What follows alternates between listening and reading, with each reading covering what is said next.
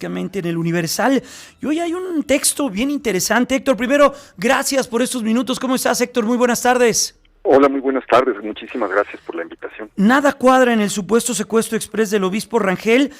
En este escenario en el que se vivió en las últimas horas, donde también un periodista de Morelos, Roberto Carlos Figueroa, es secuestrado y también, en esta ocasión, por desgracia, asesinado en aquella entidad. Héctor, y ahí, en este texto, vas hilando historias que se dan en el Morelos de estos días.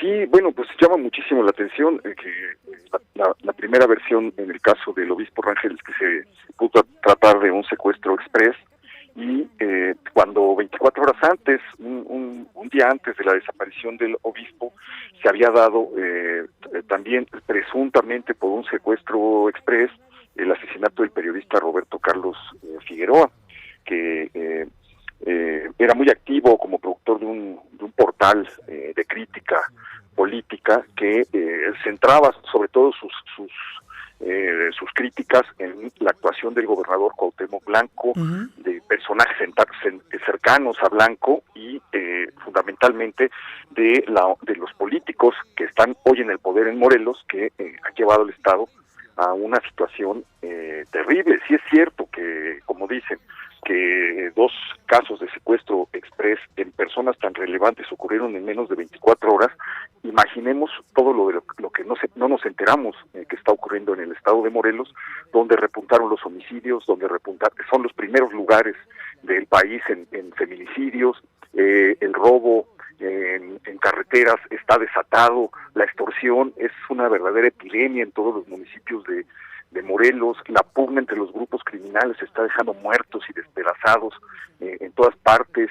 Cuautla no se puede transitar, la gente de muchas zonas de Morelos ni siquiera puede ya salir de noche ni al Oxxo por como se están dando las cosas, y de repente pues ocurre esto de que está lleno de cosas extrañas la desaparición del obispo emérito Salvador Rangel. Que se vaya sin sus celulares, que deje los 2 celulares. Hay una versión de que iba a Guerrero y luego hay otra versión de que iba simplemente a hacer una diligencia muy rápida. El hecho de que no se reportara su desaparición cuando ocurre en la tarde-noche del sábado y que no se reportara la desaparición hasta el lunes, que no se sepa quién lo llevó al hospital, que no se sepa bien a bien dónde estaba. Dicen que lo encontraron inconsciente en un hotel, y cómo lo encontraron pues tampoco hay ninguna certeza, pero como te decía, no se sabe por qué esperan hasta el lunes para reportar la desaparición, porque una cosa es que haya llegado al hospital adormilado o en condiciones en las que no podía hablar, y otra que se hubieran esperado tanto tiempo para ir a poner la denuncia. Creo que le hayan inyectado una sustancia para drogarlo, y todo esto en medio de un contexto que es absolutamente preocupante, que es el del estado vecino, que es el de Guerrero, en donde él fue obispo de la diócesis de Chilpancingo o Chilapa, y él había estado cerca, actuando, procurando que hubiera un entendimiento entre los grupos criminales para que pararan la matanza que está ocurriendo en el estado de Guerrero. Y habría dicho que su cabeza tenía precio y estaba amenazado también de muerte. Se lo dijo a Azucena Uresti en estos mismos espacios. Se lo dijo a Azucena en febrero, y él había denunciado que la gobernadora del estado le había vendido el estado al crimen organizado. Había denunciado la cercanía de la alcaldesa de Chilpancingo con los tlacos.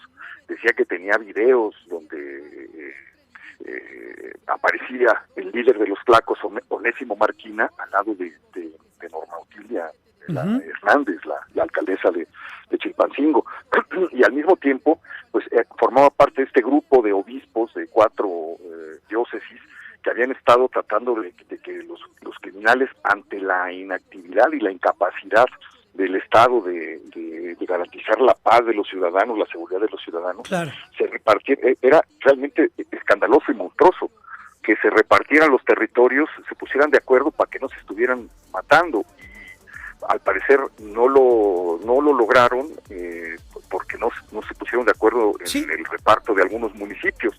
Héctor, él también había denunciado. ¿Me dejas brincar claro. el corte comercial de forma automática y regreso contigo para seguir platicando de este caso y de lo que ocurre en el muy, muy violento Morelos? En un momento. periodista y escritor Héctor de Mauleón nos espera en línea telefónica.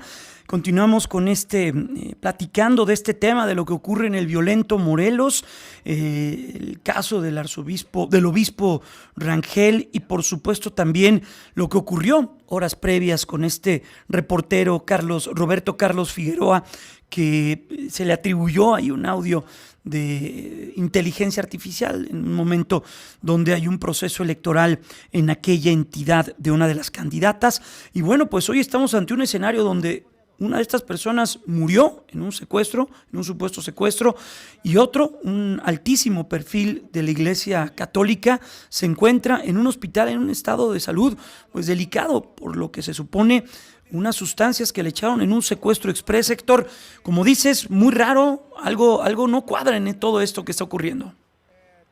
Sí, está lleno de preguntas que probablemente pues él irá respondiendo a medida que vaya volviendo a la normalidad y está en condiciones de declarar ante la fiscalía.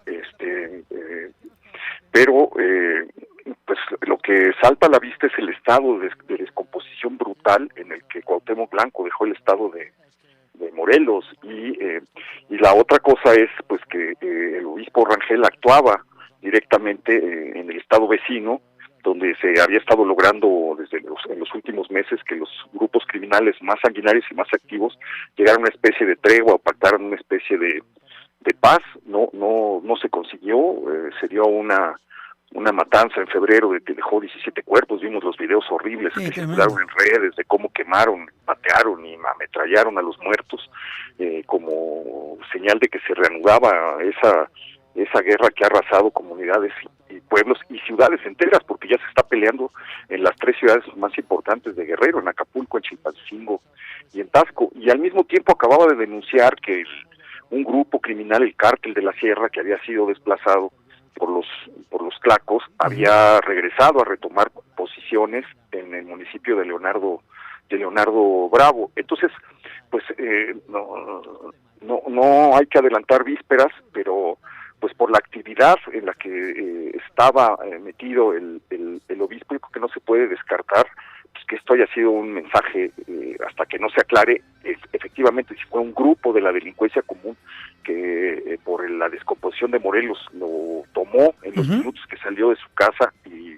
para vaciarle las cuentas, o si hay algo detrás. Pero pues lo que nos deja es una sensación de el estado de terror, sí, claro, que se está viviendo en Morelos. Sí, los dos escenarios son terribles para la ciudadanía, para quienes en el día a día habitan esa zona tan compleja y de tanto tránsito, para quienes van a Chilpancingo, al Triángulo Dorado, a toda la zona de Ixtapa, Acapulco, Taxco y toda esa zona que se ha convertido en seriamente muy, muy peligrosa.